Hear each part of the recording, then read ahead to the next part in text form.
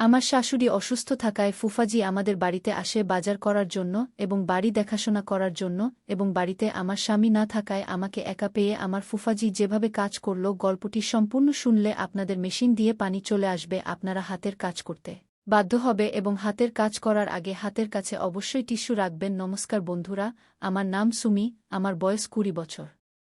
আমার বিয়ে হয়েছে 4 বছর আগে, কিন্তু আজও আমি নিজেকে একটি অবিবাহিত মেয়ের মতোই অনুভব করি। কারণ আমার স্বামী সরকারি চাকরি করেন এবং প্রায় বাড়ির বাইরেই থাকেন। সম্ভবত এজন্যই তিনি আমার প্রয়োজনীয়তা অনুভব করেন না। শুরুতে মনে হয়েছিল বিয়ের পর সব ঠিক হয়ে যাবে, কিন্তু সময়ের সাথে এই দূরত্ব বেড়েছে। বিয়ের 4 বছর পরও আমাদের মধ্যে সেই সম্পর্ক গড়ে ওঠেনি যা স্বামী-স্ত্রীর মধ্যে হওয়া উচিত। ভালোবাসা ছাড়া বিয়ে কোনো রীতিরীতির বন্ধনে বাঁধা কারাবাসের চেয়ে কম নয়। আমিও সেই কারাবাসেই আছি, যেখানে আমি স্ত্রী হলেও শুধু নামেই। আমাদের বাড়িতে শুধু মহিলারাই আছেন, আমার শাশুড়ি, যিনি পূজাপাঠেই ব্যস্ত থাকেন, আমার ননদ, যে মাত্র 8 বছরের এবং নিজের জগতেই মগ্ন, আর আমার শ্বশুর, যিনি কয়েক বছর আগে ইন্তেকাল করেছেন। বাড়িতে 3 জন মহিলাই নিজ নিজ কাজে ব্যস্ত, কিন্তু আমি সবসময় একটি শূন্যতা অনুভব করি। কখনো কখনো ভাবি, বিয়ের আসল অর্থ কি? শুধু একটি সম্পর্ক বজায় রাখাই কি যথেষ্ট? ভালোবাসা, আপনত্ব, সঙ্গ, এসব কি শুধু ভাগ্যবানদেরই জুটে? কখনো কখনো রাতে আয়নায় নিজেকে দেখি, আমার ভেতর এখনও সেই যৌবন, সেই ইচ্ছা, সেই আকাঙ্ক্ষা। কিন্তু আমার স্বামী আমাকে শুধু একটি বউয়ের গণ্ডিতে আবদ্ধ করে রেখেছেন। আমার জন্য শুধু একটি সম্পর্ক যথেষ্ট ছিল না, আমার প্রয়োজন ছিল একজন সঙ্গীর, যে আমাকে বুঝবে, আমাকে অনুভব করবে। কিন্তু এই একাকিত্ব যেন আমার নিয়তি হয়ে দাঁড়িয়েছিল। আমি জানতাম না যে আমার জীবনে এমন একটি মোড় আসতে যাচ্ছে, যা আমার ভেতরের এই শূন্যতা পূরণ করবে, আমাকে সেই অনুভূতি দেবে যা আমি বছরের পর বছর খুঁজছিলাম। সেদিন দুপুরের সময় ছিল, শাশুড়ির স্বাস্থ্য ভালো যাচ্ছিল না এবং বাড়ির সব কাজ আমার কাঁধেই ছিল। যদিও আমি সব সামলাতে পারতাম, কিন্তু বাজার থেকে জিনিসপত্র আনার কাজ সাধারণত শাশুড়িই করতেন। এখন তার স্বাস্থ্য খারাপ থাকায় এই দায়িত্ব অন্য কাউকে নিতে হয়েছিল। এজন্যই ফুফাজি কিছু দিনের জন্য আমাদের বাড়িতে থাকতে আসেন। যখন আমি প্রথমবার ফুফাজিকে দেখলাম, কিছুক্ষণের জন্য আমি থমকে গেলাম। 45 বছরের বয়স, কিন্তু একদম ফিট, লম্বা, চওড়া কাঁধ এবং মুখে এক আলাদা পুরুষালী ভাব। তার চোখে গভীর গাম্ভীর্য এবং ঠোঁটে হালকা হাসি, যা যে কাউকে আকর্ষণ করতে পারে। তার ব্যক্তিত্ব এমন ছিল যে, যখনই তিনি ঘরে থাকতেন, পুরো পরিবেশ যেন তার পায়ের নিচে চলে আসত। যখন তিনি ভেতরে এলেন, আমি নত হয়ে তার পা ছুঁয়ে প্রণাম করলাম। তিনি হালকা করে আমার কাঁধ স্পর্শ করে বললেন, খুশি থাকো বউ, কেমন আছো? তার গলা ছিল গভীর, ভারী, একদম আত্মবিশ্বাসে ভরা। আমি ধীরে বললাম, জি, ভালো আছি ফুফাজি, আপনি কেমন আছেন? তিনি হেসে বললেন, এখনও পর্যন্ত ভালোই ছিলাম, কিন্তু মনে হচ্ছে কিছু দিন এখানে থাকার পর আরও ভালো লাগবে। আমি তার এই কথার অর্থ বুঝতে পারিনি, কিন্তু তার চোখের চমক এবং হাসিতে এমন কিছু ছিল যা আমাকে গভীরভাবে স্পর্শ করেছিল। বাড়িতে আসার পরই তিনি শাশুড়ির সাথে দেখা করতে চলে গেলেন। আমি রান্নাঘরে পানি নিতে গেলাম, কিন্তু আমার মন বারবার তার দিকেই যাচ্ছিল। তিনি বসেছিলেন, কিন্তু তার বসার ভঙ্গিও এত রাজকীয় ছিল যে কেউ চোখ ফেরাতে পারছিল না। শক্তিশালী বাহু, চওড়া বুক এবং কুর্তার হালকা উঁচু হাতা, যার মাধ্যমে তার পেশিগুলো দেখা যাচ্ছিল। আমি নিজেকে সামলে নিয়ে পানি নিয়ে তার কাছে গেলাম এবং বললাম, ফুফাজি, পানি নিন। তিনি আমার দিকে গভীর দৃষ্টিতে তাকালেন, তারপর পানির কথা বললে আমি চায়ের কাপ তাদের দিকে এগিয়ে দিলাম, তখন তাদের হাত হালকাভাবে আমার হাতের সাথে স্পর্শ করল। একটি মৃদু স্পর্শ, কিন্তু সেই স্পর্শে যেন একটি তরঙ্গ ছিল যা আমার সমস্ত শরীরে ছড়িয়ে পড়ল।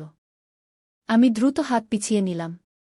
তারা হালকা হাসি দিয়ে আমার দিকে তাকিয়ে বলল, তুমি কেন আতঙ্কিত হচ্ছ? আমি মিথ্যা হাসি দিয়ে বললাম, এমন কিছু নয় ফুফাজি। তারা চায়ের একটি চুমুক নিয়ে বলল, তোমার চা বানানোর স্টাইল এখনও ঠিক সেই রকম, যেমন প্রথমবার যখন আমি তোমার হাতের চা খেয়েছিলাম। আমি অবাক হয়ে জিজ্ঞাসা করলাম, আপনার মনে আছে? তারা হালকা হাসি দিয়ে বলল, আরে, এমন জিনিস কেউ কিভাবে ভুলতে পারে? তাদের এই কথাটি আমাকে গভীরভাবে স্পর্শ করল।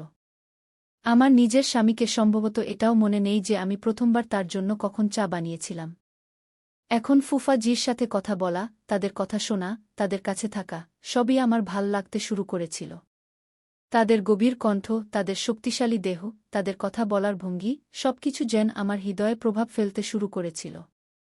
আমি নিজেকে বারবার বোঝাতে চেষ্টা করছিলাম, সুমি, এটা ভুল, কিন্তু হৃদয় তো কারও কথা শোনে না।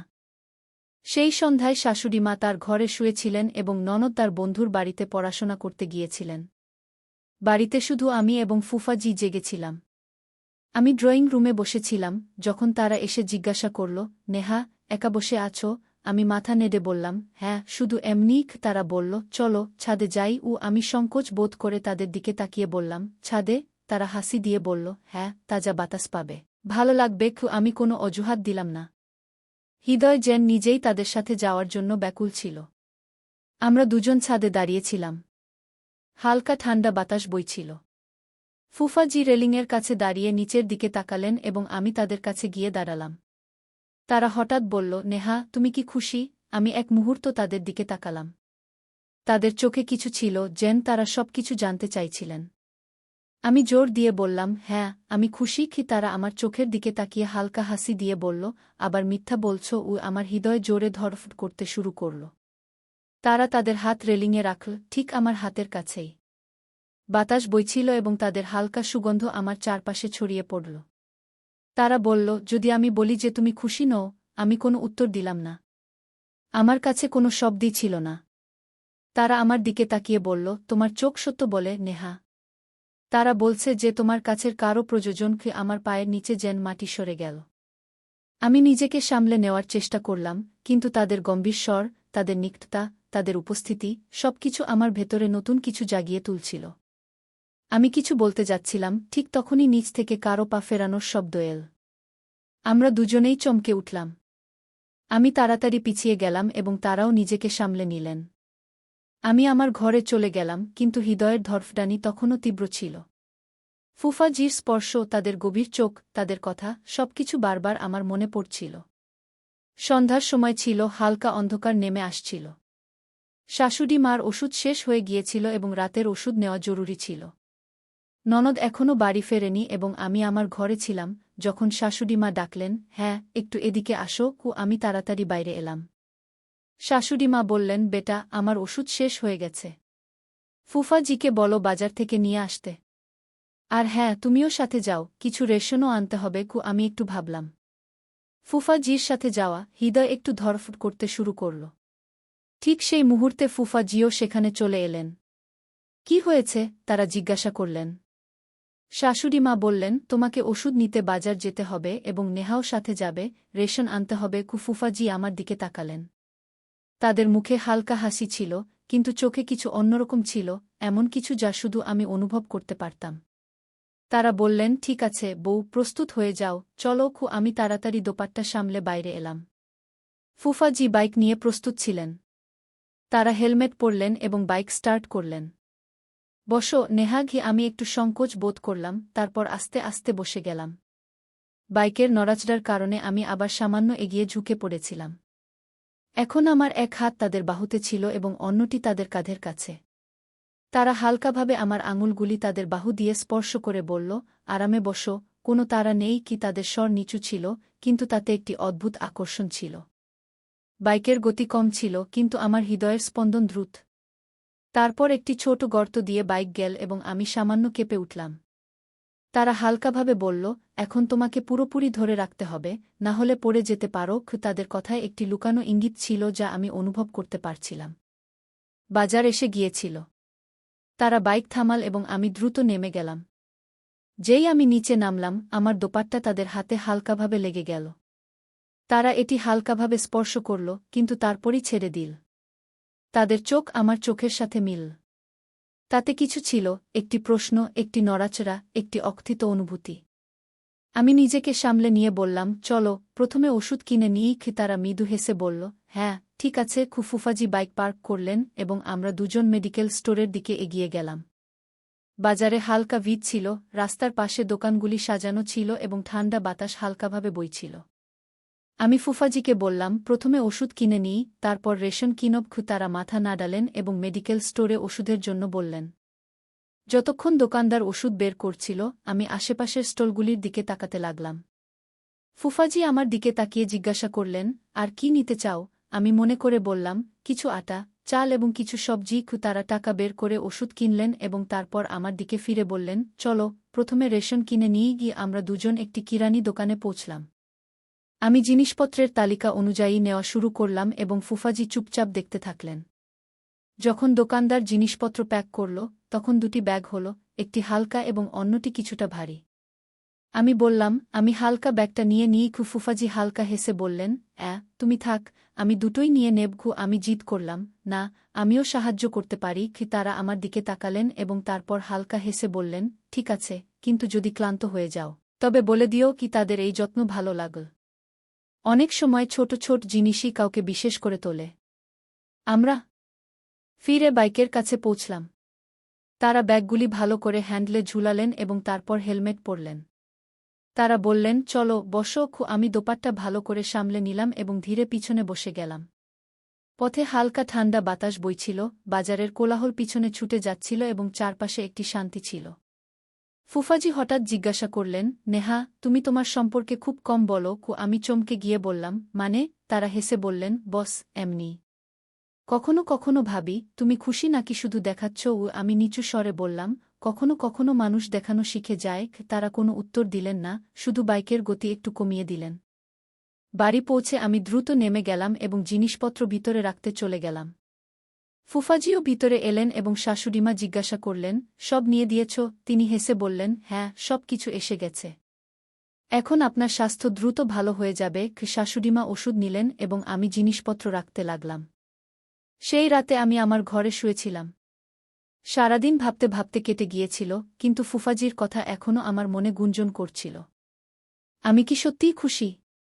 এই প্রশ্নের উত্তর আমার কাছে ছিল না। সেই রাত আমার জন্য খুব ভারী ছিল। সারাদিন নিজেকে সামলে রেখেছিলাম, কিন্তু এখন আর পারছিলাম না। ঘরে একা শুয়েছিলাম, কিন্তু মন অস্থির ছিল। আমি কেন এত খালি অনুভব করছি? আমার ভেতরে এত অস্থিরতা কেন? প্রতিটি প্রশ্নের উত্তর একই ছিল, একাকিত্ব। 4 বছর ধরে বিয়ে করেছি, কিন্তু আজ পর্যন্ত একটি স্ত্রীর সুখ পাইনি। স্বামী ছাড়া জীবন একটি অসম্পূর্ণ বইয়ের মতো মনে হচ্ছিল। রাতের সময় ছিল, সবাই ঘুমিয়ে পড়েছিল। আমি আর সহ্য করতে পারছিলাম না, ধীরে উঠে বাইরে এলাম। ফুফাজি তখন হলেন। কখনো কখনো আমার মনে হয় আমি কারো দিকে আকৃষ্ট হচ্ছি। যখনই আমি কোনো পুরুষকে দেখি, মনে হয় যদি সে আমার একাকিত্ব বুঝতে পারত। এটা কি ভুল? ফুফাজি, আমি তাদের দিকে তাকালাম। তাদের চোখে আমার জন্য উদ্বেগ ছিল, কিন্তু পাশাপাশি আরও কিছু ছিল, একটি গভীর চিন্তা। তারা ধীরে ধীরে বললেন, নেহা, এটা তোমার ভুল নয়। প্রতিটি মানুষ ভালোবাসা এবং আপনত্ব চায়। তাদের কথায় ছিল আপনত্ব, ছিল সত্যতা। কিন্তু আমি এখনও নিজেকে থামাতে পারছিলাম না, আমি এখনও কাঁদছিলাম। সেই রাতে যখন আমি ফুফাজির সামনে আমার হৃদয়ের সব কথা খুলে বললাম, তারা খুব গম্ভীর হয়ে গেলেন। তারা কিছু বললেন না, শুধু আমার কথা মন দিয়ে শুনলেন। কিন্তু পরের সকালে, আমাকে না জানিয়ে, তারা আমার স্বামীর সাথে কথা বলার সিদ্ধান্ত নিলেন। যখন আমার স্বামীর ফোন এল, ফুফাজি সরাসরি বললেন, তুমি কি জানো তোমার স্ত্রী কতটা একা? সে তোমাকে কতটা প্রয়োজন বোধ করে? আমার স্বামী হতবাক হয়ে গেলেন। আমি কখনো ভাবিনি নেহা এতটা বিচলিত হতে পারে। সে তো আমাকে কিছুই বলে না। ফুফাজি গভীর কণ্ঠে বললেন, কিছু জিনিস বলার নয়, বোঝার। তোমার সাথে বিয়ের পর সে শুধু একটি বউ হয়ে থাকেনি, স্ত্রী হয়ে উঠতে পারেনি। আর যদি তুমি তাকে সময় না দাও, ধীরে ধীরে সে অন্য কোথাও সান্ত্বনা খুঁজবে। আমার স্বামী এই কথা শুনে প্রচণ্ড আঘাত পেলেন। তারা বুঝতে পারলেন যে তারা আমাকে একা রেখে গিয়েছিলেন এবং এই ভুল খুব বড় হতে পারত। 3 দিন পরে আমার স্বামী হঠাৎ বাড়ি ফিরে এলেন। তাকে দেখে আমি হতবাক হয়ে গেলাম। তারা আমাকে জড়িয়ে ধরে বললেন, নেহা, আমি খুব লজ্জিত। আমি কখনো বুঝতে পারিনি তোমার সাথে কতটা অন্যায় করছিলাম। মাফ করে দাও। আমার চোখে জল চলে এল। আমি কেঁদে বললাম, আমি তো কখনো তোমার কাছে কিছু চাইনি, শুধু তোমার সঙ্গ চেয়েছিলাম। তারা আমার হাত ধরে বললেন, এখন থেকে তোমাকে কোনো অভিযোগের সুযোগ দেব না। সব সময় তোমার সাথে থাকব। এরপর সবকিছু বদলে যেতে শুরু করল। আমার স্বামী তার চাকরি বদল করলেন, যাতে বাড়িতে বেশি সময় দিতে পারেন।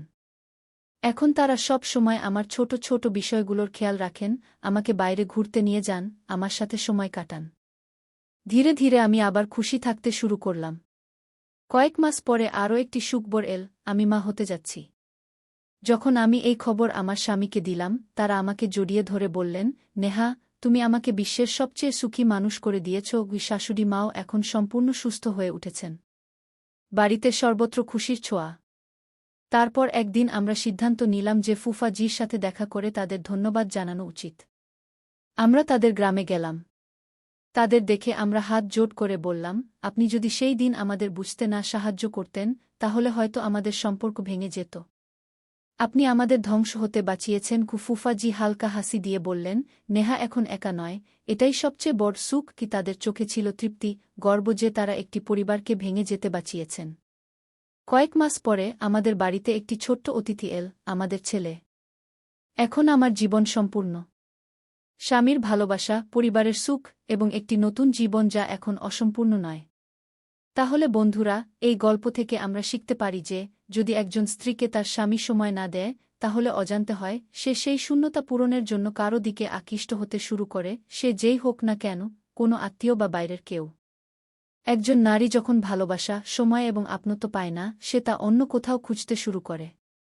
তাহলে প্রতিটি স্বামীর উচিত তার স্ত্রীকে শুধু একটি বউ বা গৃহিণী হিসেবে না দেখে, তাকে জীবনসঙ্গী হিসেবে ভালোবাসা, তার যত্ন নেওয়া এবং তাকে সেই সুখ দেওয়া যা তার প্রাপ্ত।